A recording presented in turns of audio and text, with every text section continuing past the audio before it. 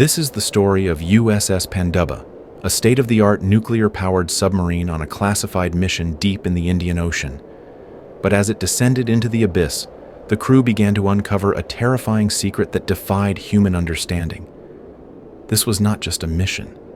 It was a journey with no way back, 1,500 feet below the surface. USS Pandaba was diving deeper into the black abyss, where light did not exist.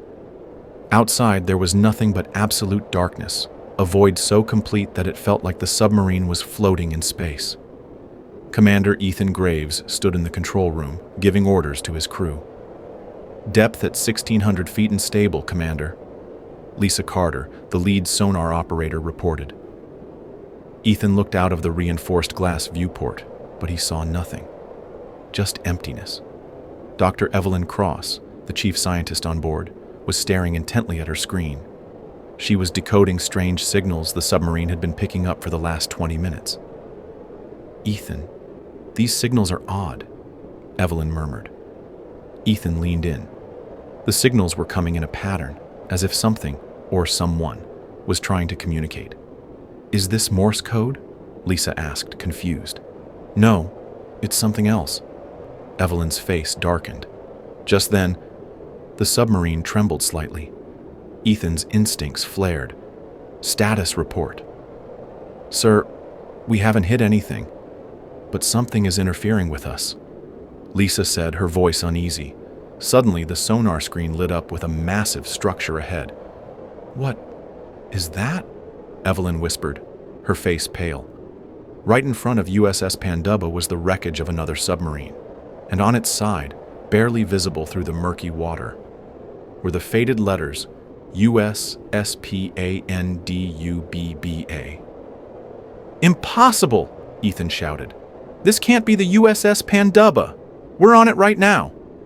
Lisa's voice was shaking, but the wreck was identical to their own submarine. It looked like their exact vessel had already sunk here, decades ago.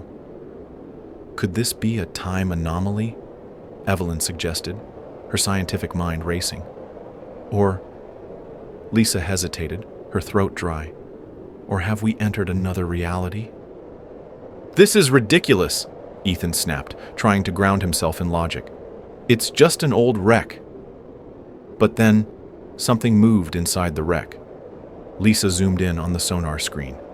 There was someone inside the wreckage. "Commander," Evelyn's voice was barely a whisper. A figure was visible within the sunken submarine. A living person. Or something else. "This is impossible! That wreck has been underwater for decades." Ethan rubbed his eyes. Then suddenly, the figure turned its head. Its eyes opened, and Ethan's blood ran cold, because the face inside the wreck was his own. Ethan took a shaky step back. That thing looks just like me." Before anyone could react, a knock echoed through the submarine. Who just knocked?" Lisa asked, her voice barely audible. "That's impossible. There's no one outside." Evelyn's hands trembled. Then, the knock came again. "Knock, knock, knock." Slow. Steady. Not human. Ethan clenched his jaw. "Open the hatch." Lisa hesitated but reached for the door. Her fingers trembled. She pulled it open. Nothing. No one was there. But wet footprints led from the hatch, deeper into the submarine. Ethan barked out a command. "Lock down the submarine! No one moves!" Lisa started a head count, her hands shaking. She counted once, then again. Her face turned white. "Sir, we have an extra person." Ethan's stomach dropped. "What?" Lisa's voice quivered. "The crew list says there should be 12 people on board, but there are 13. Ethan turned to look at his crew. "Who isn't supposed to be here?" Then the lights flickered, and when they came back, one crew member was missing, but the wet footprints were still moving deeper into the submarine. "To be continued."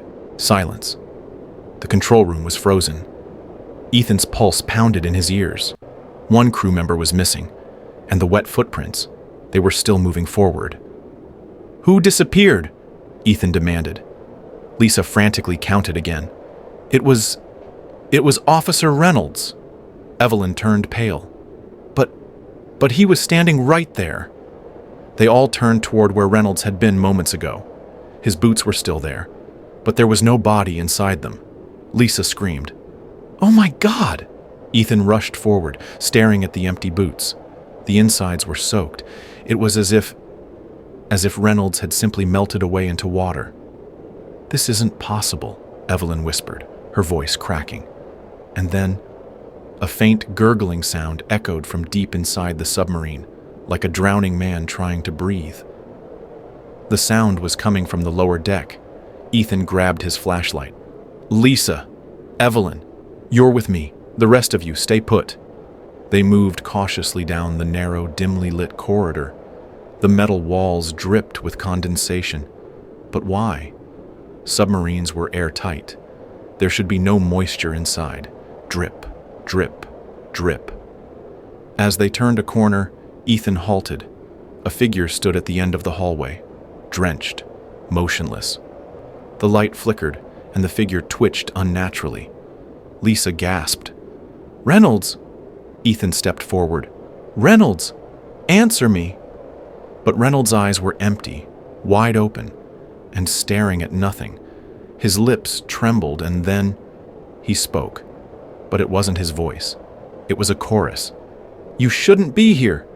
The lights exploded into darkness. Ethan, Lisa, and Evelyn were plunged into pitch blackness. Lisa whimpered, "Oh God, where is he?" Ethan fumbled for his flashlight and clicked it on. Reynolds was gone, but the floor was wet and the water was rising. No, this isn't real." Evelyn choked as icy water crawled up their ankles. But it was real. The submarine was flooding from the inside. Then the radio on Ethan's belt crackled. A whisper. "Commander, help me."